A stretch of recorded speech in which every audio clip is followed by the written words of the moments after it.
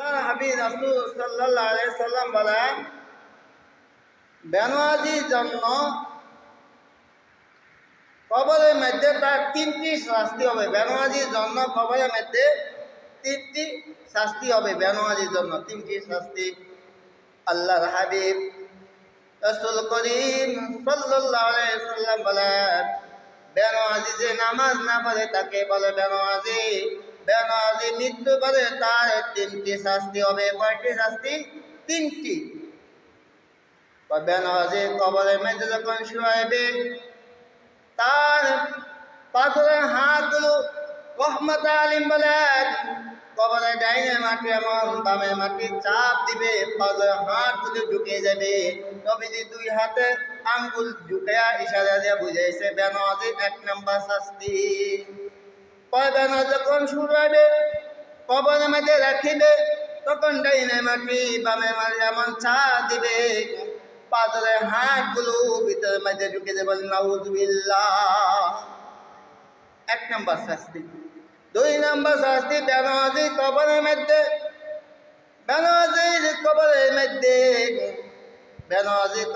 মধ্যে আগুন জ্বালাই দিবে। নাউযুবিল্লাহ।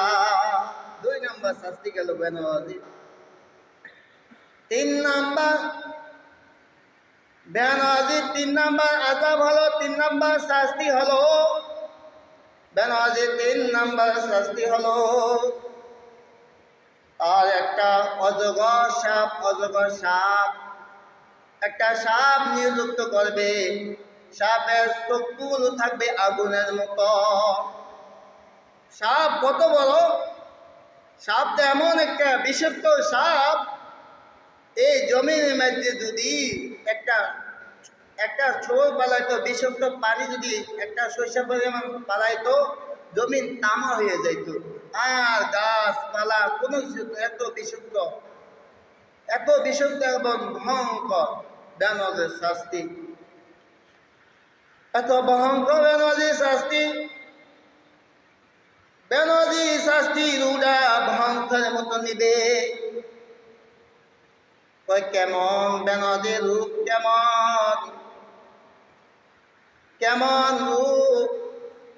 ইয়া আইয়াতুহান নাফসু খবিসা। বেনামাজির আত্মাটা হইছে খবিস আত্মা। ইয়া আইয়াতুহান নাফসু খবিসা। কয় বেনামাজির মৃত্যুর সময় অনেক পিপাসা লাগবে, ক্লান্ত লাগবে। বেনামাজির অনেক পিপাসা লাগবে।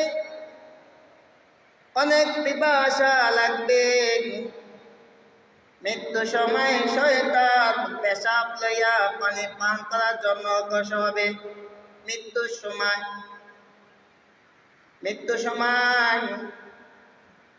সময় অনেক ক্লান্ত লাগবে, পিপাসা লাগবে।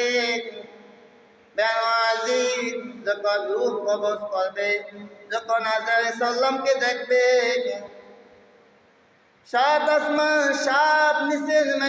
আসমানের মধ্যে পাও, আর জমিনের উপরে মাথা অনেক ভয়ঙ্কর। বেনামাজি রূহ কবজ করবে কিভাবে?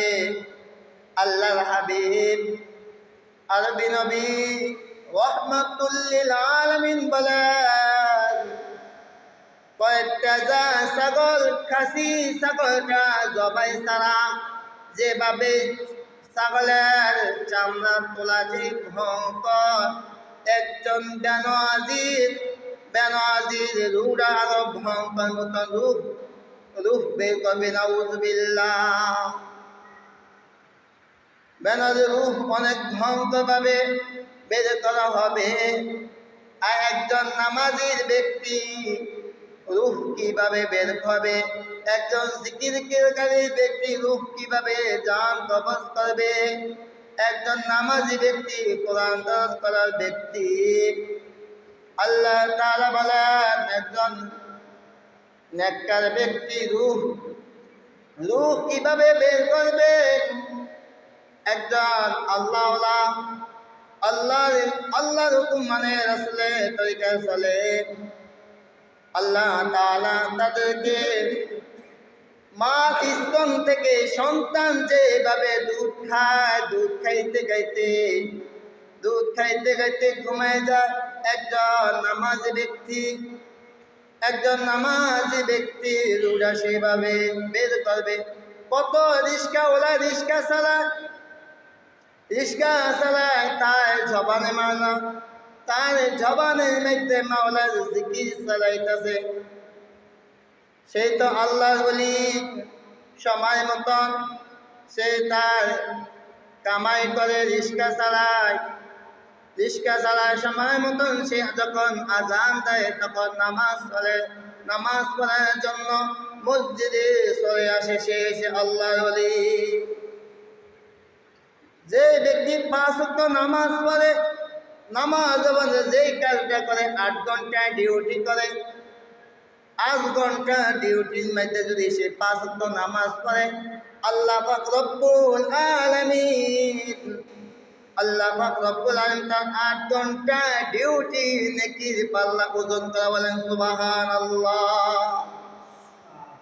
কেউ যদি মাছ ধরে, জাল দিয়া মাছ ধরে, সে যদি এশা নামাজ পড়ে যদি মাছ ধরতে যায়, সারা রাতে থাকলো, আবার কখন নামাজ পড়লো, যে সময়টা কাটাইলো নামাজ পড়ার কারণে, আল্লাহ রাব্বুল আলামিন ওই সময়টা নেকি পাল্লা ওজন করে। বলেন সুবহানাল্লাহ।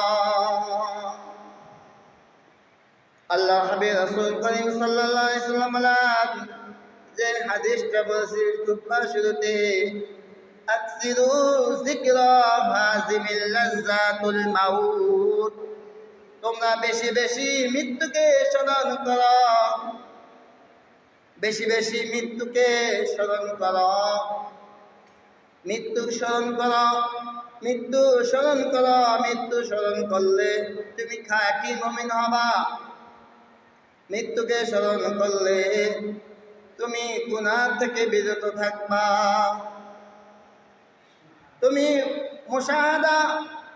মুশাহাদা বলবা, যখন ঘুমাইবা চিন্তা করবা, বালিশের মধ্যে মাথা রেখে চিন্তা করবা, আমি এখন মারা যায়, ঘর থেকে আমাকে আর রাখবে না, এই মৃত্যু নাশ, আমাকে আর কেউ রাখবে না, ঘর থেকে বাইরে আমাকে বাইরে নিয়ে আসবে। আত্মীয় স্বজন কিছু যাবে কবর খোঁড়ার জন্য, কিছু যাবে বাঁশ কাটার জন্য, কিছু যাবে জগৎপুর বাজার কাপড় কেনার জন্য যাইবে, কিছু যাবে লাশ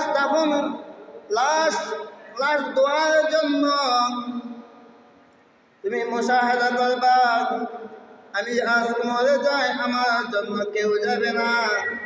আল্লাহ হাবিব রাসূল সাল্লাল্লাহু আলাইহি ওয়াসাল্লাম বলেন, আকসিরু যিকরা হাযিমিল লাযযাতুল মাউত, তোমরা বেশি বেশি মৃত্যুকে স্মরণ করো, কারণ মৃত্যু তোমাকে গুনাহ থেকে হেফাজত করবে।